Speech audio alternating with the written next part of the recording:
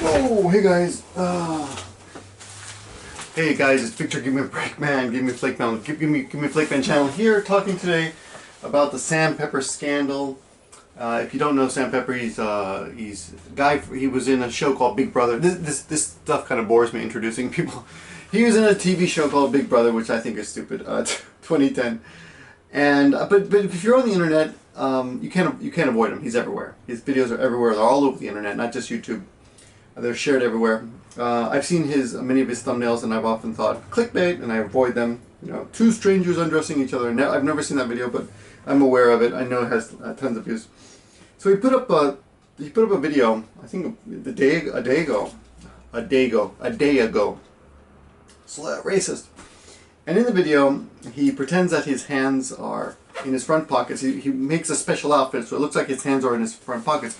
But it enables him to take out one of his hands and touch people without them seeing, without them suspecting, or supposedly. Then he goes around and he asks pretty girls for directions to the Mac store, and when they turn, he grabs their ass.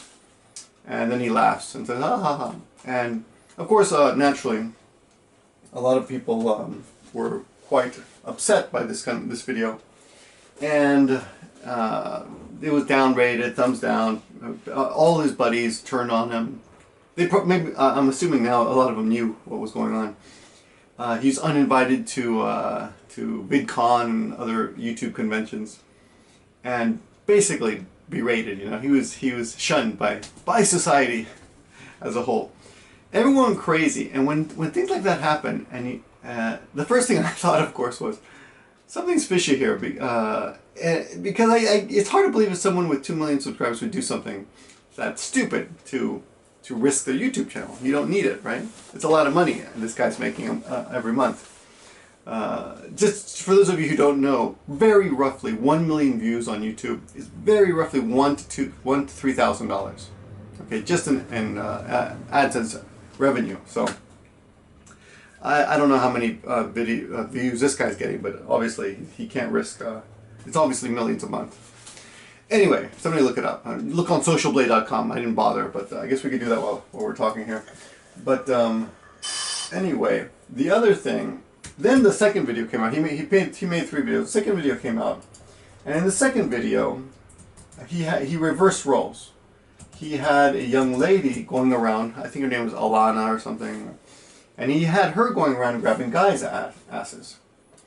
And anyway, of course, I think that video was taken down as well. The first video was taken down. Everyone flagged it was taken down.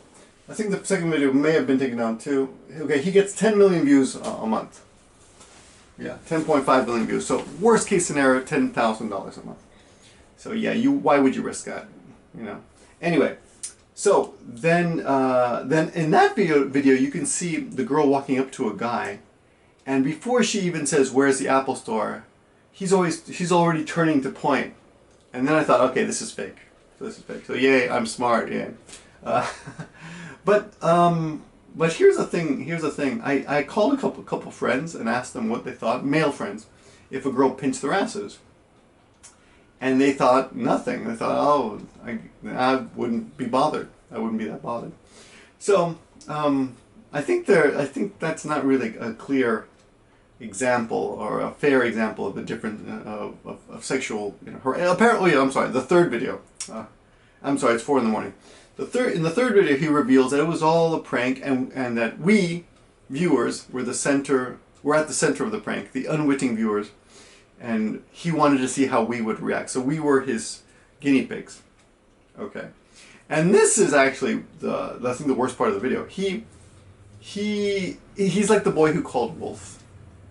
You know, I mean, basically, I think he's ruining his channel in a way.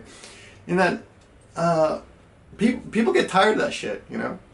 I mean, I'm not really interested in watching someone who is putting out videos that may or may not be real, right? I mean, why would I do that? You know, you can just watch TV for that. You know that's fake, and the acting is better, the writing is better. So, yeah, I thought that was kind of like the boy who cried wolf. But going back to the comparison he was trying to make. Men suffer from sexual harassment as well, blah, blah. Yeah, of course they do. 1 in 10 compared to, I think, 1 in, I don't know what it is in women, but it's much higher in women. It's some like 1 in 3 in women or something like that. You have to again, look up the stats are not really that important, but it's substantially more in women. And they get harassed every single day. I mean, how often, when was the last time I got harassed? Not for a while, not for a while. When I was younger, men would come up to me in New York City, and strangers would come up and ask if they could blow me, actually. Embarrassing. When I was a taxi driver, I got that request a few times. Good friends who knew I was straight would ask me if they could do that. Well, when we were first getting to know each other, I knew they were gay, but I wasn't trying, you know. I'm like, I'm open, it's okay, we can be friends. But they would ask me if they could do that. I felt a lot of stress and tension from that. I would say, being asked when you're a young man and you're not confident in yourself, being asked, being put under that kind of pressure to perform, so to speak, literally, I thought that was pretty stressful. And I would say I'd rather get pinched in the ass than being approached by another man and asked to do that, or even a woman to be actually. That would be pretty strange, I think. But my brother was at a record store, I remember, when we were teenagers, and a woman came up to him and grabbed his ass. And my brother was a little bit scared.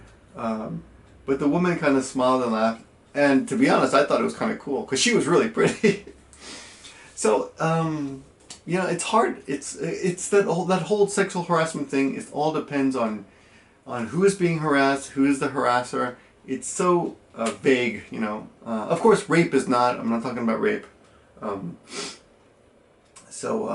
It's completely different. But I think a social experiment like this really does very little. Really accomplishes very little, except telling the viewers that you don't respect them enough.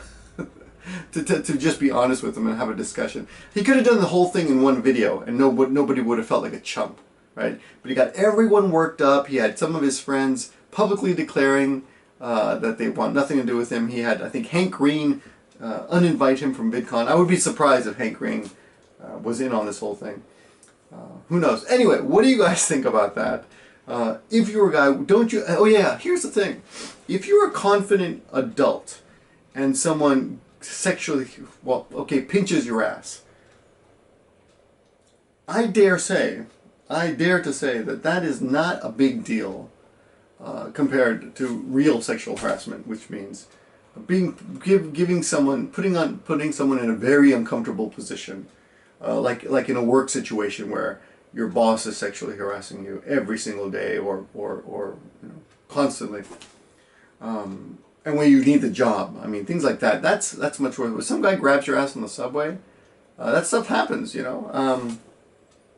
Yeah, it's not good. Don't misunderstand me. I'm not saying it's not a big deal, but it's not comparable to the dark, I don't remember his language, but he said some kind of the dark corner of something about the men's sexual harassment.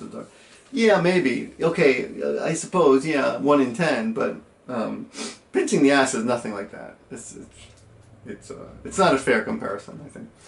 And again, I wasn't annoyed, because I kind of knew he would do this. I figured the third one would be the reveal. But I think it's kind of an insult, you know, to the viewers. I wouldn't want my viewers to think that I didn't respect them enough to just ask them or talk to them like human beings, not just fool them.